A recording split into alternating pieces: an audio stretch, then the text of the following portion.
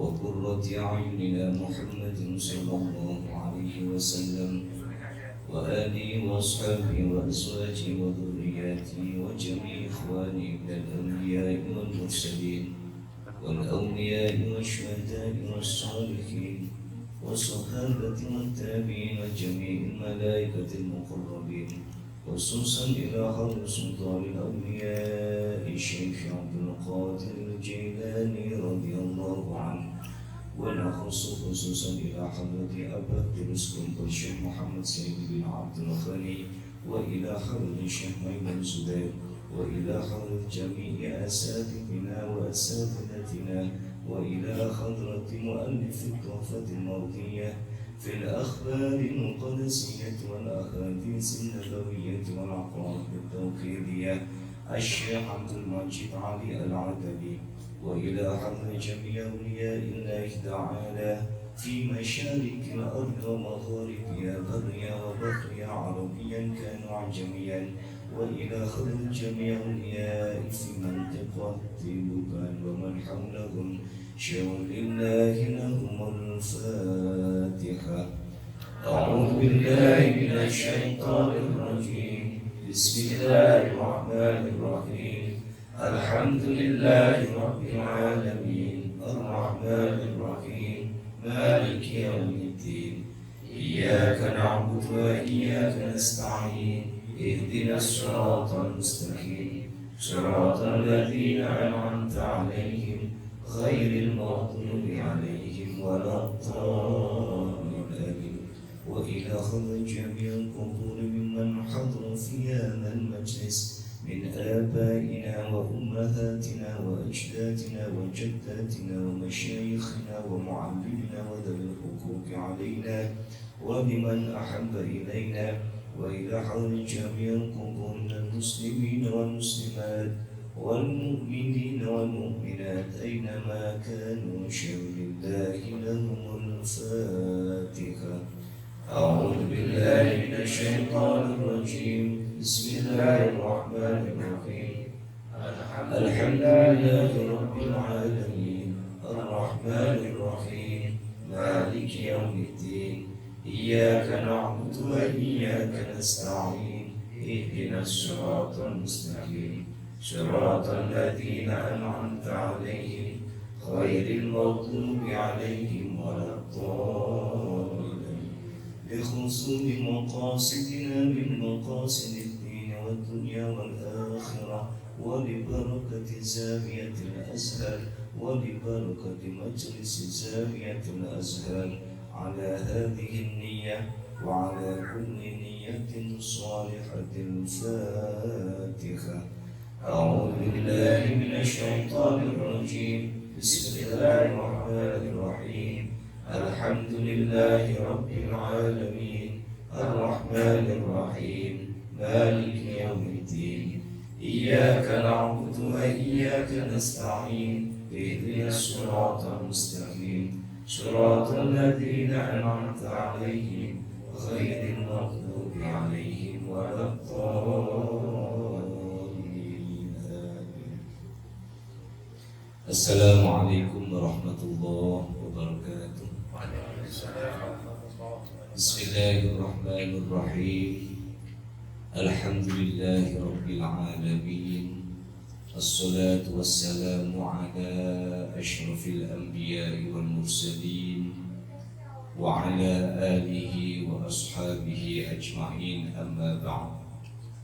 حضرة المحترمين والمحترمات, para sesepuh bini sepuh ingkang hadir wonten majelis Zawiyatul Azhar yang saya hormati segenap pengurus Yayasan Nur Madani, pengurus takmir Masjid Nur Madani, dan seluruh keluarga besar jamaah Majelis Zawiyatul Azhar yang insya Allah dirahmati Allah Subhanahu wa Ta'ala. Alhamdulillah, pada kesempatan malam hari ini, monggo dimurafat kisah kesempatan kosong. Pada kesempatan malam hari ini kita masih mendapatkan limpahan rahmat dan hidayah dari Allah Subhanahu wa Ta'ala. Mari Bapak Ibu kita syukuri selama kita masih diberikan kesempatan Allah untuk hadir ke majelis ilmu, kita bisa memanfaatkan waktu kita, memanfaatkan kesehatan kita untuk menghadiri majelis ilmu. Insya Allah ini menjadi salah satu tanda keberkahan di dalam hidup kita. Sebab ada beberapa amalan-amalan yang itu menjadi kunci hidup kita menjadi barokah kalau betul-betul kita istiqomahi. Yang pertama, salah satu kunci kita bisa mendapatkan kebahagiaan hidup, keberkahan hidup, kemudahan hidup ketika hidup itu selalu kita gantungkan kepada Allah Subhanahu wa Ta'ala. Kalau dalam hidup itu Allah selalu menjadi orientasi kita, niat kita mencari ridho Allah, mencari rahmatnya Allah, mensyukuri nikmatnya Allah, dan diniati untuk dimudahkan Allah, maka hidup kita hakul yakin akan ditata oleh Allah. Tidak bisa ditata oleh manusia, boleh-boleh saja, tetapi Allah pasti punya caranya sendiri untuk mengatur hidup kita. Jadi yang pertama, niatilah semua yang kita lakukan karena Allah, karena mencari ridhonya Allah, karena mencari rahmatnya Allah. Niscaya Allah selalu punya cara untuk memberikan kemudahan di dalam hidup kita. Yang kedua, kunci mendapatkan hidup berkah itu adalah jadilah orang baik,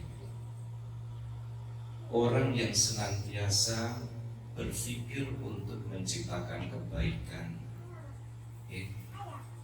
Pada zawiyah 2 pertemuan sebelumnya sempat saya singgung bahwa tugas kita menjadi orang baik. Kalau kita tidak bisa berbuat baik, jangan sekali-kali menghalangi orang untuk berbuat baik. Kalau kita tidak bisa membahagiakan orang, niscaya kita bisa menahan lisan kita.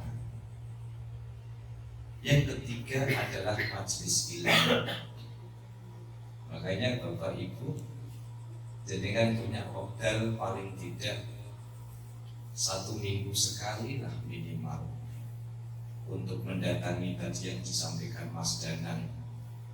Kalau kita mendatangi Riyadul Jannah, mendatangi majelis ilmu, maka kita sudah ngincipi swarga. Betul-betul.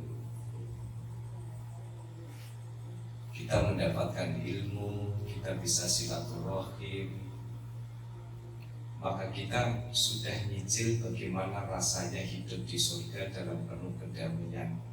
Makanya urusan ngaji itu pokoknya ikhlas-ikhlasan. Jadi hadir ke sini betul-betul sing kepaksa atau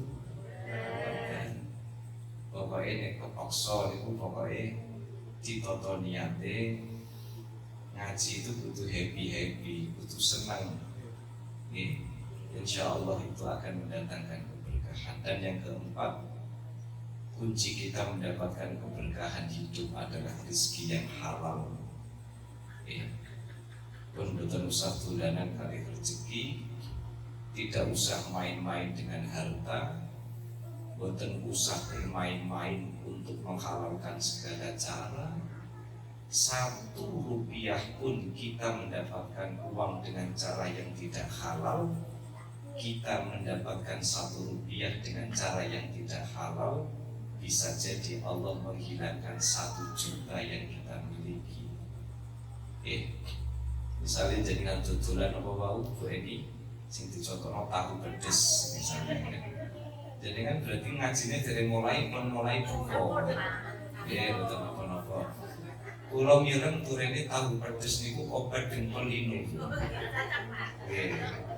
Jadi tambah pedes tambah linu. Jenengan sadian tahu bagi 100, 200, 1000, 2000, tapi kalau caranya tidak halal, maka 100.000, 200.000 nanti akan katut. Okay? Jenengan jualan tanah berarti 1 yuta, 2 yuta dengan cara yang tidak jujur, bisa jadi 10 juta, 20 juta akan diambil sama Allah. Kita tidak pernah bisa ego-egoan, nggak bisa umpet-umpetan dalam urusan itu. Pokoknya sudah menepi barang halal. Kapan orang itu kemasukan barang halal, insya Allah hidupnya akan dimudahkan Allah. Tapi sebaliknya tidak ada, Bapak Ibu. Orang bisnis menghalalkan segala cara, kok kemudian dia akan hidup tentram, bahagia, betul. Biarkan Allah yang nata rezeki kita, karena tugas kita sesungguhnya adalah ikhtiar berusaha dengan cara yang baik. Semoga niat kita bersama-sama hadir di majelis ini akan senantiasa menjadikan kita termasuk umat Rasulullah Sallallahu Alaihi Wasallam yang telah mendapatkan syafaatul uzma. Amin Allahumma amin Allahumma amin. Saya suka ngergel sendiri kadang kalau baca sholawat arju, karena Rasulullah Sallallahu Alaihi Wasallam, saya iklan sedikit ini, Rasul itu adalah orang pertama yang dibangkitkan Allah dari alam kubur. Dalam satu riwayat itu disebutkan Kanjeng Nabi itu bangun ini gara-gara tadi ketika baca sholawat arju, ya, Arofi zamani, aku pengen melihat engkau di zamanku ini. Kok langsung saya itu gergel, karena Kanjeng Nabi itu sosok yang dibangunkan pertama kali dari alam kubur, sampai diceritakan di situ Rasulullah itu sempat membersihkan debu di rambutnya dan di jenggotnya. Jadi Kanjeng Nabi itu masih utuh. Jadi begitu bangun, faqamar rasulu min manamihi. Jadi diibaratkan manam itu mimpi, bukan tidur sungguhan. Itu membersihkan debu yang ada di rambut kepala dan kemudian di rambut jenggot. Akhirnya kemudian Rasulullah Shallallahu Alaihi Wasallam melihat kanan kiri depan belakang sudah rata dengan tanah pasca kiamat.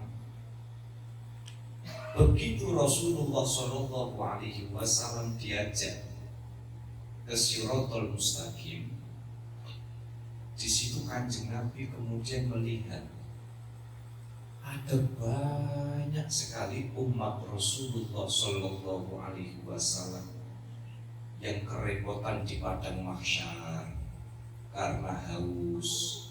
Ada yang melewati Shirathul Mustaqim pada kejebur jurang, ada yang dimasukkan neraka. Kanjeng Nabi itu sedih nangis,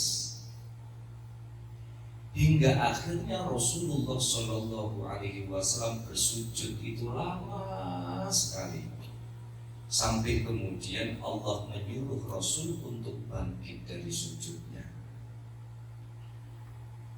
Wahai Muhammad, begitu lama engkau sujud, apa sebenarnya yang engkau inginkan? Kula boten tenang Gusti, saya tidak tenang ya Allah. Kalau umat-umatku yang mencintaiku kok bisa-bisanya masih masuk ke dalam neraka. Sampai akhirnya, karena ceritanya itu panjang, saya ringkas. Ya Allah, tolong umatku itu yang di dalam hatinya masih ada iman, meskipun itu sebesar biji kurma. Dengan hitung sendiri biji kurma, tolong masukkan ke dalam surga ya Allah. Akhirnya orang-orang yang memiliki iman hanya sebesar sebiji kurma itu kemudian disyafaati oleh Rasul sehingga masuk ke dalam surga. Begitu keinginan Rasul terpenuhi, masih ada banyak jutaan yang masuk ke dalam neraka. Rasul sujud lama sekali hingga kemudian Allah meminta, bangkitlah wahai Muhammad, apa yang engkau inginkan akan aku turuti. Ya Allah, kalau tadi aku minta umatku yang masih ada iman meskipun hanya sebesar biji kurma, tolong masukkan ya Allah umatku yang masih ada iman meskipun itu hanya sebesar jagung. Akhirnya dituruti oleh Allah. Begitu masih ada yang masuk ke dalam neraka, kembali Rasulullah sujud dan kemudian meminta kepada Allah, ya Allah, tolong umatku yang masih ada iman meskipun itu sebesar biji sawi. Berarti kan lebih cilik mana kan? Tolong jenengan masukkan ke dalam surga ya Allah. Ngoten itu masih ada yang masuk ke dalam neraka hingga kemudian Allah mengajukan proposal, Rasul mengajukan proposal. Ya Allah, tolong mereka yang mungkin imannya pas-pasan sekali tapi pernah mengucapkan La ilaha illallah Muhammadur Rasulullah sallallahu alaihi wasallam, tolong masukkan ke dalam surga. Jadi kalau kita itu bersolawat, kalau kita itu senang sama Kanjeng Nabi, senang dengan sunnah Rasul, termasuk sunnah Rasul itu yang menghadiri majelis ilmu, nggih silaturahmi, nggih mau sholawat, fa insyaallah kita semua kelak semoga dikumpulkan Allah, dikumpulkan Rasulullah menjadi umat yang mendapatkan syafaat Rasulullah sallallahu alaihi wasallam. Amin Allahumma amin Allahumma amin. Itu neraka tidak ada bisa saling tolong menolong. Bapak tidak bisa nolong anak, anak jebur neraka, bapak ini dijaluki tulung, Pak tolong saya mau diseret ke neraka ra iso nang. Bapak dewi urung mesti mlebu swarga. Yauma yafirrul mar'u min akhihi wa ummihi wa abihi wa sahibatihi wa banina isa. Ibu nolong anak, suami nolong istri, gitu. Anak nolong bapak, tidak ada itu. Semuanya sudah nafsi-nafsi. Oleh karena itu, Bapak Ibu monggo apa yang bisa kita istiqomahkan di Zawiyah Azhar ini, semoga ini paling tidak menjadi sanggup kita ketika satu saat kita menghadap Allah Subhanahu wa ta'ala. Amin Allahumma amin.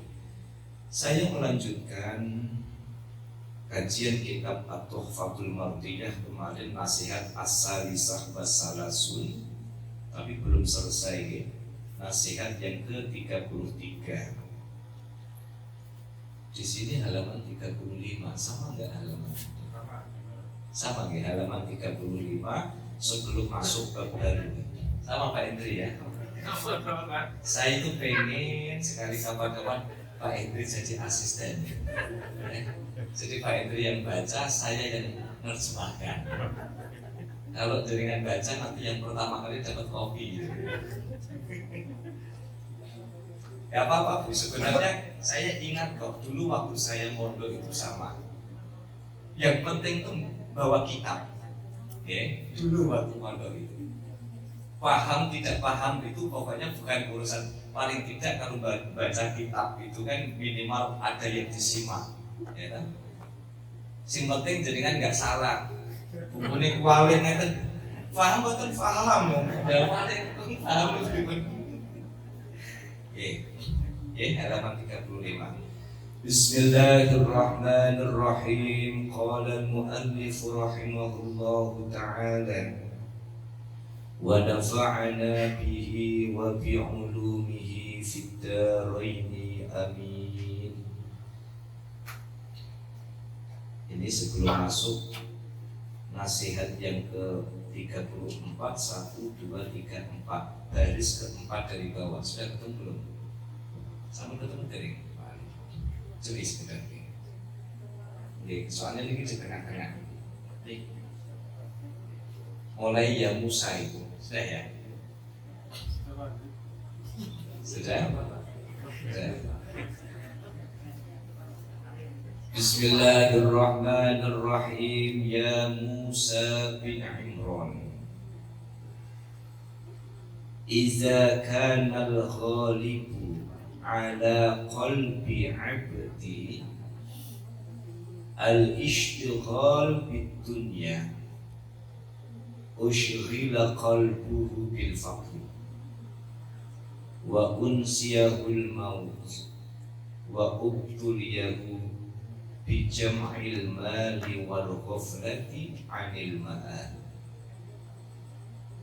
Wa idza kana al-ghalibu 'ala qalbi 'abdi al-ishtighal bi amril akhirah ju'ilat hammuhu ibadati ja'altu himmahu ibadati wastakhdamtu lahu ibadi wa malaktu qalbahu bihayyin.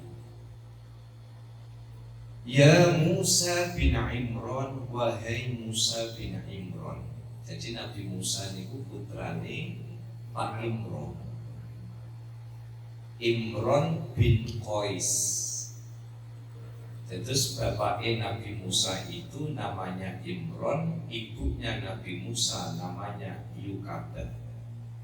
Punya adik perempuan namanya Miriam. Ada riwayat lain mengatakan Maryam. Saya belum ngecek kebenarannya, makanya Kanjeng Nabi itu konon dalam satu kisah disebutkan Nabi Musa itu jadi kakak iparnya Nabi Muhammad.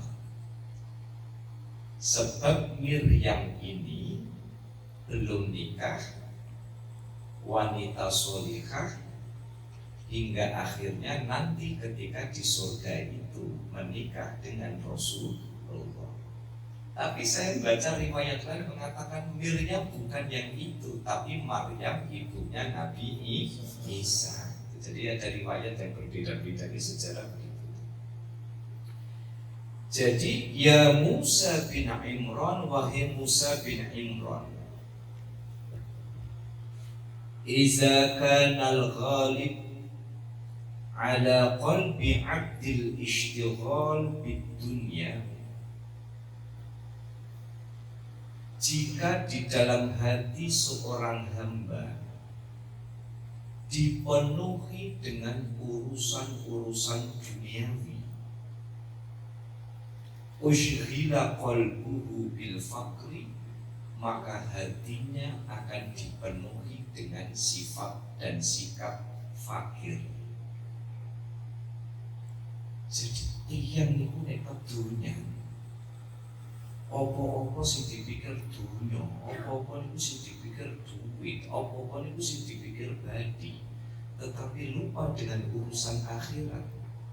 Tapi nyata ini jangan dipahami setengah-setengah ya. Kalau yang ikut majelis Jamiah Al-Azhar sudah pernah saya sampaikan bahwa menjadi kaum sufi hari ini ya harus mencari dunia, memegang dunia dan diarahkan ke kiblat. Kan ngerti ya? Karena kalau tidak ditambahi begitu nanti dipahami sepotong videonya kemudian nanti jadi kemana-mana. Islam tidak melarang kita menjadi pejabat tinggi. Islam tidak melarang kita bahkan menyeru kita menjadi miliarder. Islam menyuruh kita berprestasi. Islam menyuruh kita berpendidikan tinggi. Tetapi setelah dapat itu semua arahkan dong ke kiblat. Punya duit miliaran diarahkan ke kiblat, zakatnya, infaknya, sedekahnya, sumbangannya. Dia punya jabatan tinggi, ketika dia jabat mengayomi anak buah, tidak korupsi, tidak markup dana, tidak oportunis setor muka. Itu makanya guyonan di terdepan saya Pak. Kalau kerja itu mukanya di bawah supaya tidak cari muka di kantor, kan katakan. Ini langsat tulisan itu dari truk nih. Ya Allah menarik, sesopir pasti duit truk nih kok kreatif. Kalau kerja mukanya di bawah supaya tidak cari muka. Kenapa di kantor cari-cari muka? Mukanya kayak di dapur soalnya. Aku terakhir tulisannya apa Pak? Santai Lek. Saya kok belum pernah ya ketemu RGB mover, kok belum pernah ketemu. Itu. Bapak Ibu, dunia harus kita pegang. Tidak perlu takut jadi politisi hebat, tidak perlu takut jadi pejabat tinggi, tidak perlu takut jadi orang yang kaya raya. Ya, seperti Sayyidina Utsman itu. Tidak perlu takut kemudian menjadi orang yang mungkin bisa menggenggam dunia. Setelah dapat itu semua, belokkan ke arah kiblat. Apa yang dimaksudkan dengan nasihat ini? Ketika di dalam hatimu hanya dipenuhi urusan dunia, maka nasihat Allah, ushghila qalbuhu bil faqri, pasti hatimu merasa jadi orang fakir.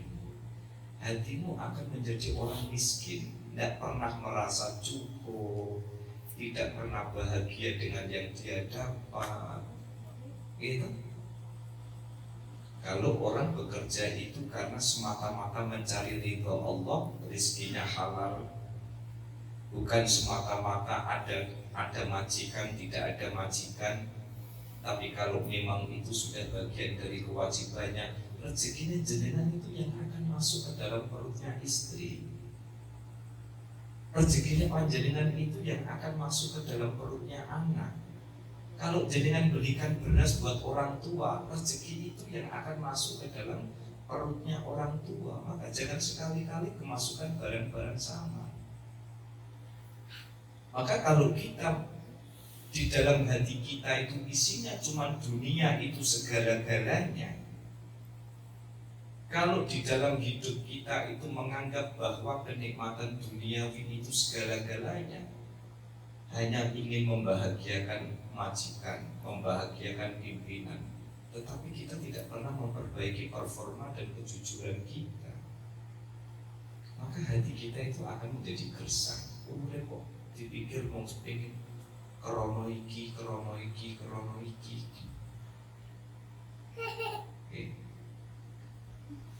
Maka jangan sampai di dalam hidup kita menganggap dunia itu segala-galanya.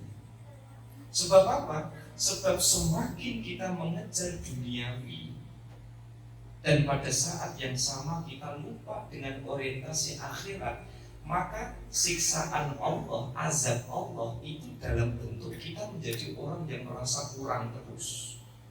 Kurang aja, padahal apa yang dia dapat sebenarnya sudah cukup. Tapi karena tidak ada rasa syukur dan menganggap duniawi itu segala-galanya. Ini wow yang saya contohkan. Orang jualan buah, sing rodok nyamarin itu beli buah tapi sudah pak-pakan, ya. Kemudian sing dhuwur iku ayu-ayu, manus-manus klimis-klimis. Aku bayang no apel lek umpama diwehi alis kotak ngono ya apik juga gitu. Iya betul. Tapi di bawah itu busuk, do mengkerut, do ini dan sebagainya. Maka dia sesungguhnya sedang bermain-main dengan nasibnya sendiri. Makanya jangan sampai kemudian di dalam kehidupan kita duit itu segala-galanya. Tidak. Kalau kita menganggap duit itu segala-galanya, tidak ada Pak. Artis itu bunuh diri, tidak ada. Rilis itu di satu berita di Korea, di Cina, betapa banyak para miliarder, ya. Ibu-ibu dengan kerso bintang Korea sih tentu. Betul. Lee Min Ho. Ngertos sambutan. Wah, jangan ngertos drama Bumbara. Normandili. Kalau jabatan itu dianggap segala-galanya, tidak ada orang stres Pak jadi pejabat tinggi. Maka azab Allah kepada orang yang tentunya itu sesungguhnya dia merasa kurang. Kenapa? Mentalnya menjadi mental orang fakir. Sering saya contohkan misalnya orang mencuri, apakah namanya pencuri, apakah namanya koruptor misalnya. Itu kan bukan orang-orang yang kekurangan secara materi, secara finansial tidak kurang. Tapi karena mentalnya sudah mental kurang, sehingga apa? Ushghila qalbuhu bil faqr. Dan tugas kita nopo Bapak Ibu, tugas kita adalah ikhtiar. Dan setelah ikhtiar itu kita tawakal. Bapak Ibu yang saya hormati, bentuk tawakal dan ikhtiar orang itu ada tiga kelas. Yuk nanti kita sama-sama introspeksi, kita itu ada di kelas mana. Pertama, tawakkulul awam, tawakalnya orang awam. Tawakalnya orang awam itu seperti tawakalnya orang yang jualan. Ada nggak Bu orang jualan itu pengen rugi? Wonten mboten Bu? Wonten tiyang kok dodolan, aku meh dodolan ya Allah, mugi-mugi dodolanku rugi. Itu berarti khawatir kalau bocor halus. Ketika orang itu jualan, tugas dia apa? Ya Allah, saya jualan, saya kulaan, saya dapat barang, kemudian apa? Saya untung. Tapi kadang ada orang jualan, untungnya tidak begitu banyak. Ada orang jualan, untungnya tidak begitu banyak, kemudian dia ngedumel. Ini wis direwangi murah senyum, timbangannya ya wis anget, ini kok badine burung akeh. Ngoten niku wonten ta mboten Bu? Wonten. Ini ngomong kata wani. Soalnya mboten dodolan jadi mboten ngertos. Jujur gue ini ngomong kata aslinya ngertos piyambak. Mau ngarang-ngarang ya kan. Ada orang jualan bandingnya sedikit, kemudian dia ngedumel. Artinya apa? Orang itu tahu, tawakalnya orang awam itu seringkali tahu kok rezeki itu dari Allah. Tapi ketika tahu jualannya itu bandingnya tidak akeh, tawakalnya orang awam itu biasanya orang ngedumel, orang geremengi. Istilah kula anak tua bandingnya sidik. Iya kan? Kalau mau apa? Pas jalan dan ijen itu pulau ningali, bukan mau kapan hari itu itu lihat ada orang jam 10 malam jualan gorengan, gorengan di gerobak itu masih penuh Pak. Dipikir-pikir umpomo si bapak yang jualan gorengan itu gremeng kira-kira manusiawi tak betul. Ya Allah, ini arep takdol yamine sapa sing tuku. Sudah malam udan sisan sapa sing meh metu. Arep dimakam sendiri di rumah juga mesti ra ngentekno. Gitu. Mau weweh sama tonggo arep weweh gorengan adem wis apa? Coro tempe wis letoy ngono kan. Sapa sing gelem? Maka Bapak Ibu, kalau ada orang sudah ikhtiar, tawakal, tapi masih diiringi dengan rasa ngedumel kepada hidup, itu masih diwajarkan, masih umum, karena itu kualitas tawakalnya orang awam. Paham ya Bapak Ibu ya? Jadi tawakal kelas pertama itu adalah tawakalnya orang awam, dia sudah usaha, sudah berserah diri kepada Allah, tapi masih ada rasa nuntut, masih ada rasa gelo, masih ada rasa menyesal. Oh seandainya aku bisnisnya gak gorengan mesti gak begini. Kalau aku bisnisnya misalkan bisnis barang mentah begitu, pasti besok masih bisa dijual lagi. Kalau seandainya itu ciri tawakalnya orang-orang awam. Coro iman itu iman kelas ekonomi. tapi bukan nopo-nopo, itu masih diwajarkan. Tawakal kelas kedua. Tawakulul khawas. Tawakalnya orang-orang yang memiliki kelas khusus. Niki tawakali para wali. Nah, ayo jenengan mirengaken, jangan-jangan jenengan masuk yang bagian wali. Pak Hendri, siap-siap. Ini jangan-jangan jenengan masuk dalam kategori ini. Yang kedua adalah tawakulul khawas, tawakalnya orang yang masuk dalam kelas khusus. Niku kados tawakalnya anak bayi kepada ibunya. Sing jenenge anak bayi itu pasti ngikutin apa kata ibunya. Kon mimi asi yo mimi asi. Karena pempesnya penuh kemudian diganti pempes yo manuk. Gitu. Kemudian dikasih nopo bantal niku nggih manuk. Dan ikhtiarnya orang yang tawakal dalam kelas khusus itu apa? Nek bayi niku ikhtiarnya nangis, ngek, kan gitu loh. Begitu nangis, ibu tahu.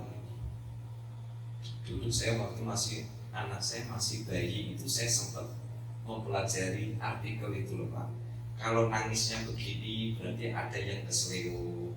Kalau tangisnya begini berarti mungkin sudah saatnya ganti pampers. Tapi itu sulit jadi lali loh. Orang tahu murojaah nggak pernah diulang itu masalah itu. Gawe meneh.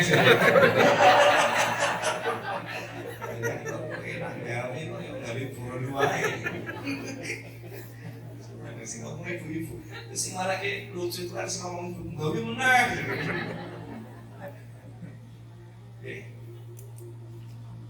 Jadi tawakalnya para wali itu seperti tawakalnya anak bayi kepada ibunya. Apa ikhtiarnya bayi itu? Ikhtiarnya bayi, usahanya bayi itu dia nangis.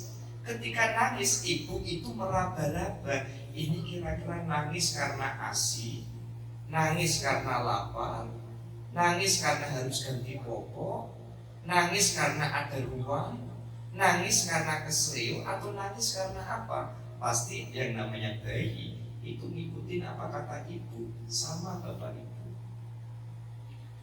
Yang namanya wali ini mengikuti apa kata Allah. Tugasnya wali ini kenapa? Tugasnya wali ini dua. Tidak takut manusia, la khaufun alaihim wa la hum yahzanun. Tidak pernah punya rasa khawatir, tidak punya rasa sedih, tidak pernah rasa takut sama manusia, tidak pernah mikir sisuk itu ono sing itu beras poran itu wali betul. Ono ngaku wali tapi si posang, pusing golek utangan. Niku berarti durung kelasnya. Nah, masih wali murid niku. Jadi yang namanya wali itu la khaufun alaihim wa la hum yahzanun. Tidak pernah ada rasa khawatir. Kenapa? Karena merasa hidupnya itu sudah dijamin sama Allah. Anak bayi itu yang jamin siapa? Ya ibu. Nangis tengah bengi, nangis tengah bengi, ibu tangi. Nah bapaknya nanti nangis tengah bengi tak betul bu. Itu loh bapak-bapak jenengan itu nanti nangis tengah bengi tak betul. Ngelidur. Jadi tawakalnya para wali itu apa? Tawakalnya para wali itu seperti tawakalnya anak bayi kepada ibunya. Sudah nyaman karena apa? Dijamin sama Gusti Allah. Kabar gembiranya Bapak Ibu, kalau jenengan kok sudah pada level ini, jangan-jangan jenengan wali tapi ra kroso. Biyen bukan wes aku ra kuwatir, beras wis siap. Lah kok sesuk alisane wis beres kabeh. Jenengan kok krungu ana tanggane kok ngene kok aja-aja wali niku. Jadi wali itu dia tidak pernah punya rasa khawatir kepada manusia. Tugasnya dungo mawon. Coba kados cerita di Ibrahim bin Adham niku. Ketika Ibrahim bin Adham itu salah satu waliullah ketika sedang berada di lautan. Wah niku ana sambar, ana kilat, ada halilintar, gelombang besar. Pada saat itu kemudian kapal itu goyang karena digoyang sama gelombang laut. Wape donga, nggih. Wape donga hati-hati donga ada nerah kabul malah ruwet niku. Wis donga monggo sami-sami donga ceritane Ibu Mari nanti guyon tapi beliau itu guyon. Waduh donga monggo sareng-sareng lagi napa? Lagi hutan itu maca Fatihah sampai walau tuh malah tamu dan terus gitu. Nah Ibrahim bin Adham itu seorang wali dan banyak orang tidak ngerti kalau beliau itu wali. Hingga akhirnya ketika kapal itu semakin goncang karena gelombang laut, hingga akhirnya ada satu orang yang tahu bahwa di pojokan itu ada seorang waliullah bernama Ibrahim bin Adham. Kemudian disuruh itu, Mbah Yai, kita ini wong sakapal itu pun donga kabeh, tapi bar donga niki bukannya malah tambah anteng, tapi kapal itu tambah goyang. Mbok jenengan dongakno kami supaya diselamatkan oleh Allah Subhanahu wa taala. Akhirnya apa? Ibrahim bin Adham kemudian donga, ya Rabbi, qad araitana qudrataka fa'arina lutfaka. Ya Allah, qad araitana qudrataka, Engkau telah menunjukkan kekuasaanmu. Gelombang laut, kapal guncang, halilintar, hujan, kami panik, ini semua adalah kekuasaanmu. Pun cekat Gusti, fa'arina lutfaka, sekarang tolong tunjukkan kelembutanmu ya Allah. Subhanallah, dengan izin Allah mung donga ngoten. Langsung niku hujan reda, gelombang laut kemudian landai, kapal niku kemudian tetap jalan tenang. Niku kelasé wali. Kenapa wali niku dungane do mustajab? Soalnya uripe niku saking pasrahe kali Gusti Allah. Mungkin jenengan wonten sing kedumel ngeten. Lah napa wali boten wonten sing kerja? Wonten.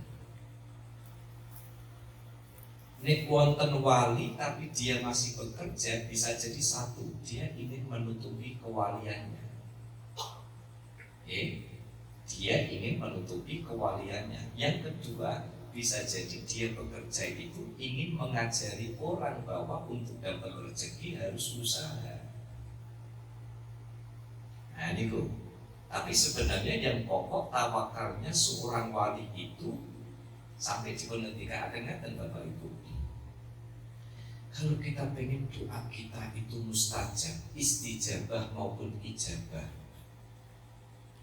maka latihannya adalah latihan seberapa total kepasrahan kita kepada Allah Subhanahu wa ta'ala. Jangan-jangan kita niki sholat tapi dereng total. Allahu Akbar, lagi sholat lagi gilingan. Iki mau duitku tak direno sedel, tak direno ndi mau. Akhirnya aku mulai dari Allahu Akbar sampai Assalamualaikum, burung ketemu no sedel, apa nak jual kulkas. Kan kadang sih marah ke sholat, kenapa dungo-dungo mati kabul itu nopo. Kita sendiri sebenarnya potensi menjadi wali itu sebenarnya semua orang punya potensi, tapi boten-boten cerita diterima apa menerima kursus kilat menjadi wali, boten ngomongin. Wali itu mau habah. Napa mau habah? Mau habah itu pemberian saking Gusti Allah, boten saged disinaoni. Kan boten wonten cerita dadi wali harus selesai S3 dengan predikat cum laude. Boten wonten, malah mulai biasanya rapate dadi wali biasanya. Jangan-jangan kita nih arep dadi wali tak situ gara-gara kelingan duitnya mau sebil. Apa tak cepet kok helm yo. Misalnya gitu. Tahiyat matur keren at-tahiyatul mubarakatus sholawatut thayyibatu lillah. Lagi kelingan lho. Jikome wis tak jeglekno ta dulu. Kayak sing mburi kok mbuyune buanter ketoke sering. Nggih. Jikome belum tak jeglekno mawon iki kan. Sampai akhir assalamualaikum warahmatullahi. Rak wiridan langsung marani mejikom. Itu tak jeglekno niku. Lah sing parang malih karena memang ada hubungan antara ketenangan batinnya dengan konsentrasi orang. Kan kadang kita niku pas sholat kadang eling kunci ketrisut napa-napa ngoten lho. Niku malah wonten sing rada kurang sopan niku.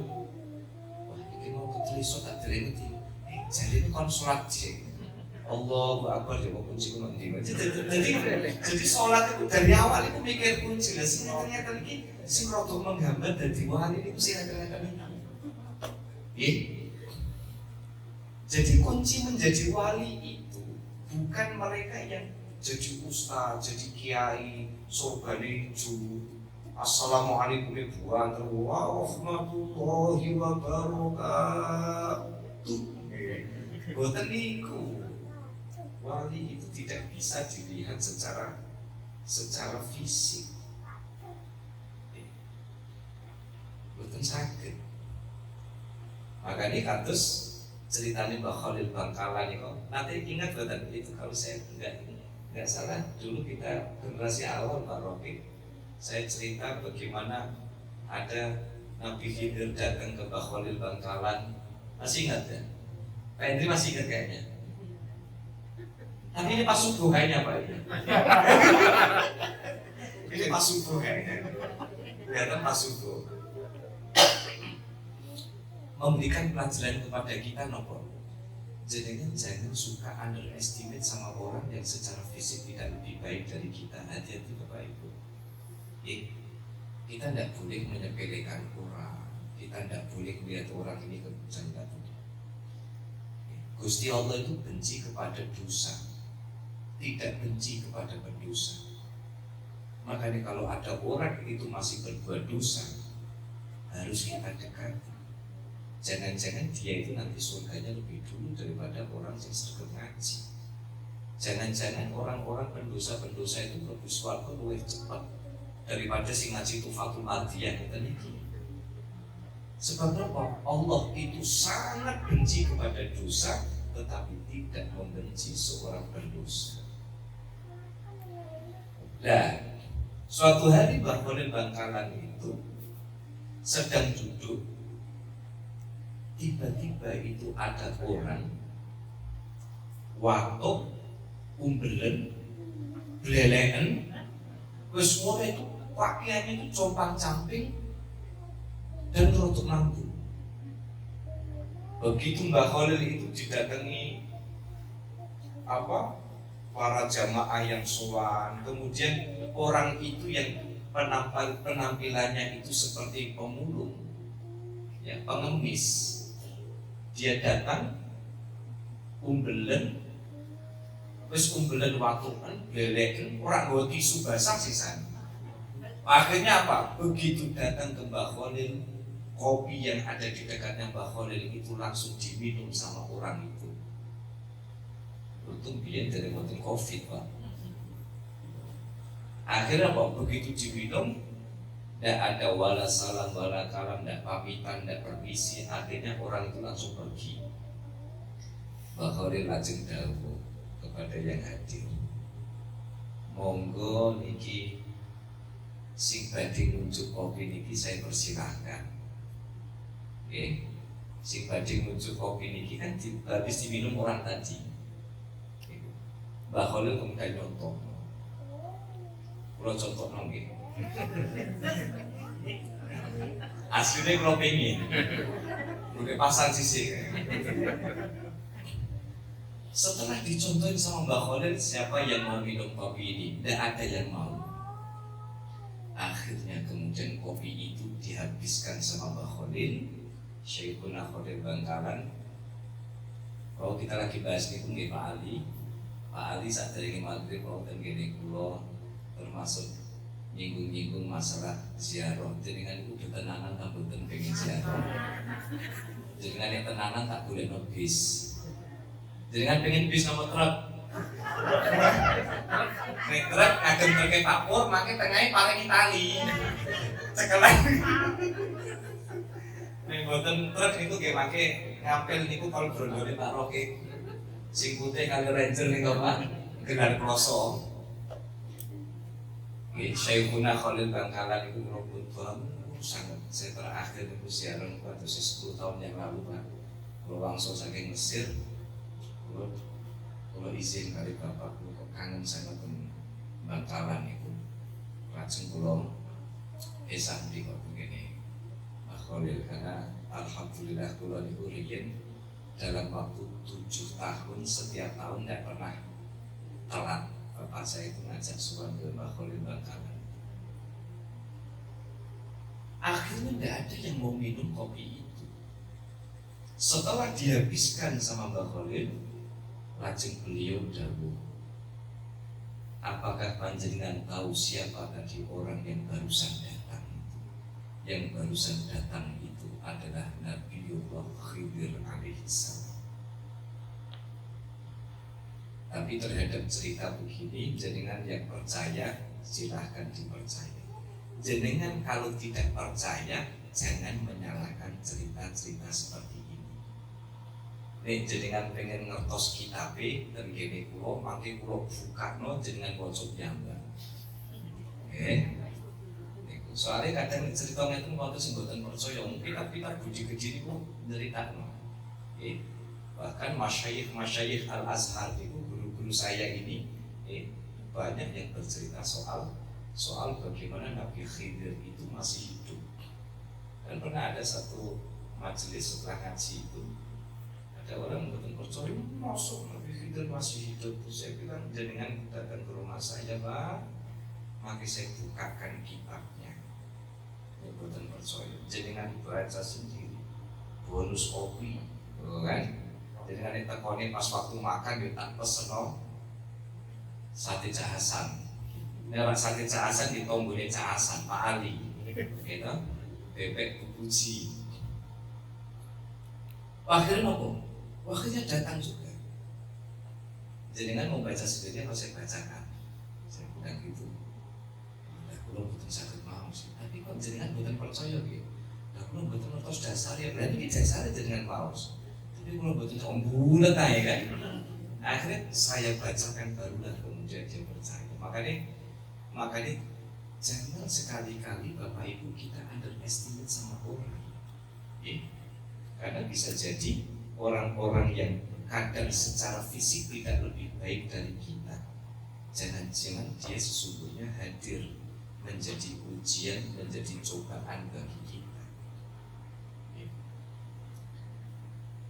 Nah, itu tawakalnya siapa tadi? Tawakalnya orang yang masuk dalam kategori khawas atau aulia, para waliullah. Itu tawakalnya waliullah itu tawakal seperti anak bayi kepada ibunya. Anak merengek, ibunya kasih. Sama halnya dengan Pak Edri kok ya dengan biasa merengek juga Pak. Biasanya ibu-ibu mak, Bu jenengan biasa disambatin makanya wonten tiyang sithik kok wadul kali bojone. Ma, sithik ma. Wonten ta mboten Bu sing wonten niku Bu? Kathah napa kedhik Bu? Apa jadi sithik ma, pengen minum ma, dan sebagainya. Niku seperti halnya seorang wali yang sithik niku Gusti Allah. Sampai Bapak Ibu, ini ijazah amma, bukan ijazah dari saya, tapi ijazah dari para aulia. Dan saya pernah dapat dari kiai saya, kalau jenengan mau mengamalkan silahkan. Dengan masih ingat kalau dikasih ijazah bilangnya gimana? Oh, kobil tu. Cukup kobil tu mawon, betul kobil tu nikah. Cukup kobil tu. Para wali dulu itu Bapak Ibu, kalau punya hajat apapun, niku waduli kali Gusti Allah. Ijazah ini apa? Ijazah ini sholat hajat 2 rakaat. Sampai salah setunggalin sahabat, saya lupa namanya itu, suatu hari istrinya itu masak kekurangan bahan, itu sholat hajat. Tadi ibu-ibu so protes, kurang uyah ya tuku, masuk sholat, emangnya bar sholat kok uyah dewi kata gitu. Itu maksudnya menggambarkan apa? Seringkali orang itu mencapai derajat hebat di hadapan Allah itu karena pikiran dan hatinya itu seringkali dikit-dikit itu karena Gusti Allah, dikit-dikit Gusti Allah. Makanya jadikan punya masalah sadar ini bilang jadikan sholat hajat 2 rakaat bisa diniati sholat ba'diyah, sholat isya karena dijubur betul ba'diyah. Lajeng sholat ba'diyah nanti di kamar ditutup sholat witir 2 rakaat lajeng tilem. Itu sholat hajat. Nah ini bisa melatih tingginya derajat kita karena apa? Karena dikit-dikit kita waduli itu sama Gusti Allah, betul. Begitu susah nyaur utang, sing dipikir niku tonggo baik, tapi lali kali sing noto utang, lali kali sing noto rezeki. Sehingga kalau ada hajat apapun coba sebelum sholat hajat 2 rakaat, lajeng kemudian macam-macam boten malih, karena ini juga ijazah ammah niku. Niki kula nembe nenggo malih karena kalau ingin kula angsal ijazah kagem jamaah saking Kiai Hamim. Kemarin gara-gara itu saya kemudian telat datang ke tempatnya Mas Ferdi kemarin. Saya suap Kiai Hamim, pengasuh pondok pesantren Jabul Quran di Mulia itu, karena itu sahabat lama waktu kuliah dulu. Saya katanya mau dikasih cuman belum dikirim. Itu ada ijazah lagi. Kalau kita niku lagi rotok mumet, rotok suntuk, punya masalah, niku ketika mlebu omah niku kan salam 2 kali. Dengan yang mlebu salam niku halo napa assalamualaikum Bu. Halo.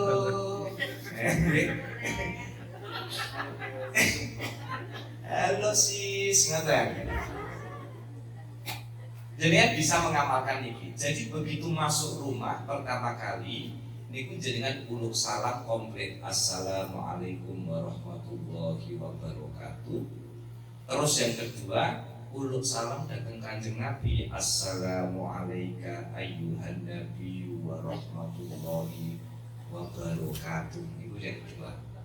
Yang ketiga lajeng maos qul huwallahu ing. Oh jadi kan harus cepelek no kulhu kata kuendek ngoten. Ya memang surat favorit betul. Makanya kalau nih sholat isya itu inna kali kulhu.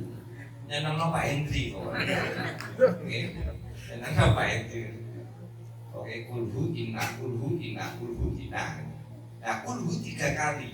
Assalamualaikum warahmatullahi wabarakatuh. Yang kedua Assalamualaikum ayyuhan nabiyyu wa rahmatullahi wa barakatuh. Yang ketiga maca qul huwallahu ahad Allahus samad lam yalid wa lam yulad wa lam yakul lahu kufuwan ahad. Kalau tidak sempat bagaimana? Kalau tidak sempat minimal 2 salam itu jangan dilupakan. Enten iki jenengan arep praktekno mlebu nang omahe tamu. Assalamualaikum warahmatullahi wabarakatuh. Monggo pinarak sesek kurang siji meneh. Assalamualaikum ayyuhan nabiyyu warahmatullahi wabarakatuh. Monggo pinarak sik kudu ping telu sik. Diarani melu pidato jenengan. Umpama mlebu ngene tamu niku nggih cekap assalamualaikum niku sampun Tapi nek mlebeten omahe piyambak niku saged diamalkan nggih. Nah niku tawakalnya siapa? Itu tawakalnya orang yang apa? Orang yang masuk dalam kategori khawasul khawas. Dan yang terakhir tawakkulul anbiya wal mursalin, tawakalnya nabi dan rasul. Tawakalnya nabi dan rasul itu diibaratkan seperti tawakkulul mayyit. Tawakalnya mayyit. Yang namanya mayyit itu di mana-mana itu pasrah karo sing ngedusi karena sebutan bro. Napa nanti jenengan krungu ana mayit lagi didusi, le iki bayune kademen le. Ana mayit kok request. Ya pengurus hukumnya bubar. Wah, nek jalur ngene aku ra gelem Mas Dinat tiarap ini. Iya kan? Bu, apa jenengan nanti krungu nek ana mayit, nek ana requestan pesen-pesen Bu. Warung disabuni le, aku pas urip iki sabun kulit boi le. Ana mayit tak pesen sabun. Nggih. Mboten. Yang namanya mayit itu tidak pernah protes terhadap orang yang mandiin. Itu sama dengan tawakalnya para nabi dan para rasul. Pun Gusti hidup saya mau diapain monggo. Sing penting panjenengan ridho. Itu tawakalnya para nabi dan para rasul. Kita pada dalam kategori yang mana, pada kelas yang mana, cuman kita dan Allah yang tahu. Tapi ini cuma kita kok Zawiyah terus update status. Setelah mendengarkan kajian Zawiyah, saya semakin yakin bahwa saya masuk kategori waliullah.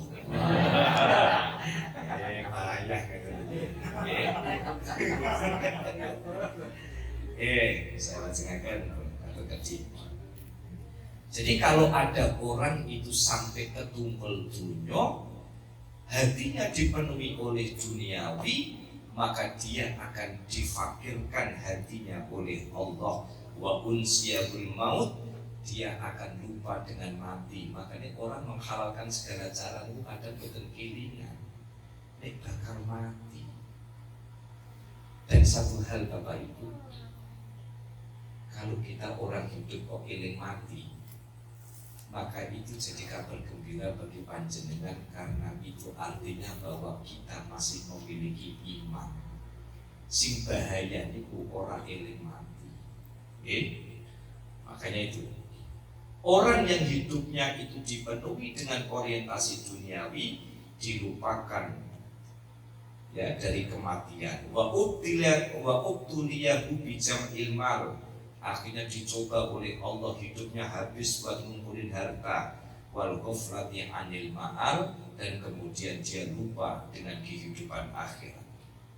Tapi sebaliknya, wa idza kana al-ghalibu ala qalbi 'abdil ishtighal bi amril akhirah, tetapi ketika orang dalam hidupnya dipenuhi dengan tujuan-tujuan akhirat, Gusti pripun carane saya ini bisa sholat khusyuk, Gusti gimana caranya saya ini punya waktu untuk ngaji, Gusti gimana saya punya waktu untuk ziarah ke makam orang tua saya, Gusti gimana saya bisa silaturahim, Gusti sing dipikirkan kok piye carane Gusti Allah itu memberikan ridho, maka ja'altu hammahu ibadan, himmahu ibadan, maka aku akan menjadikan orientasi hidupnya hanya untuk beribadah kepadamu.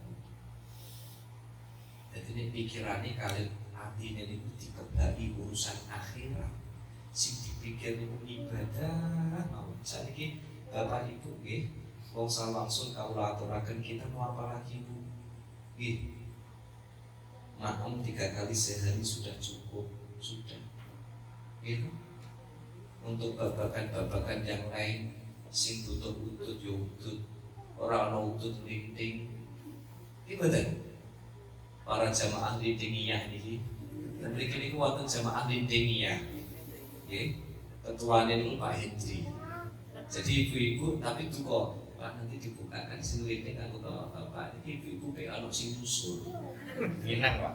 Minang ya. Ya ana sing minang gitu.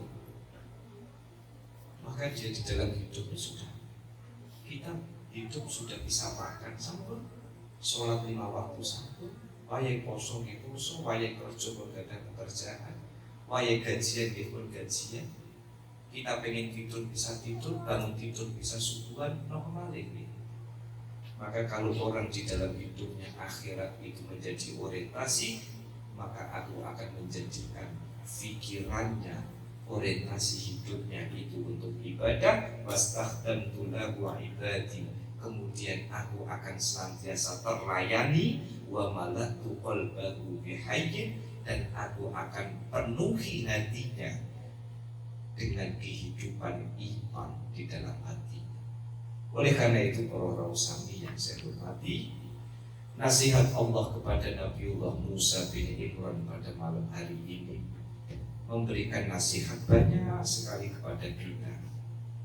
Silahkan kita berprestasi di dalam urusan dunia. Silahkan pekerjaan itu kita lakukan sepenuh hati.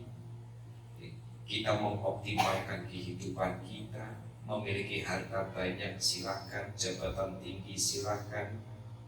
Tetapi yang paling penting adalah jangan sampai itu semua memenuhi hati kita sehingga kita menjadi sosok yang dikuasai oleh dunia.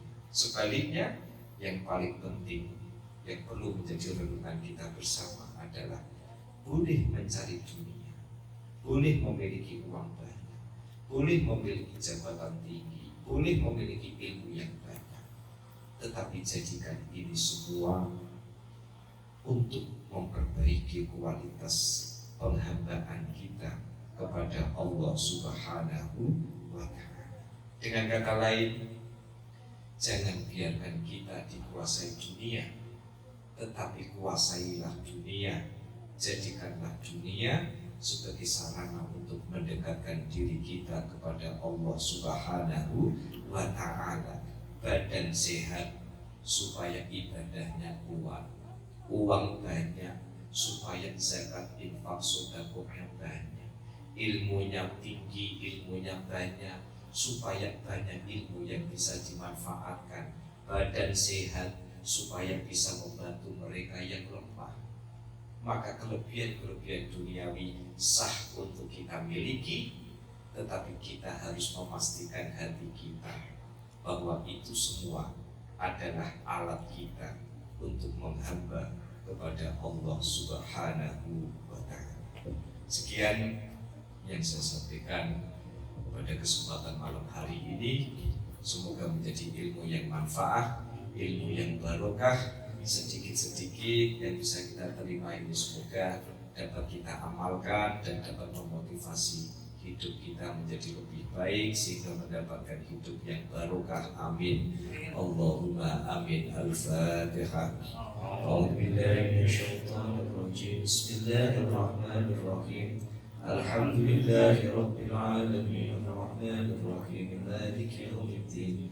Iyyaka na'budu wa iyyaka nasta'in. الصراط المستقيم صراط الذين أنعمت عليهم غير المغضوب عليهم ولا الضالين. بسم الله الرحمن الرحيم. الحمد لله رب العالمين. الصلاة والسلام عليك يا سيدنا يا رسول الله. أغثنا بقضاء حوائجنا من حوائج الدين والدنيا والآخرة. اللهم بارك لنا في رجب وشعبان وبلغنا رمضان. اللهم جملنا بالعافية والسلامة وحققنا بالتقوى والاستقامة وأعذنا من موجبات الندامة في الحال والمآل إنك سميع الدعاء. اللهم اغفر لنا ولوالدينا وارحمهما كما ربيانا صغارا. ربنا آتنا في الدنيا حسنة وفي الآخرة حسنة وقنا عذاب النار. سبحان ربك رب العزة عما يصفون، سلام على المرسلين والحمد لله رب العالمين.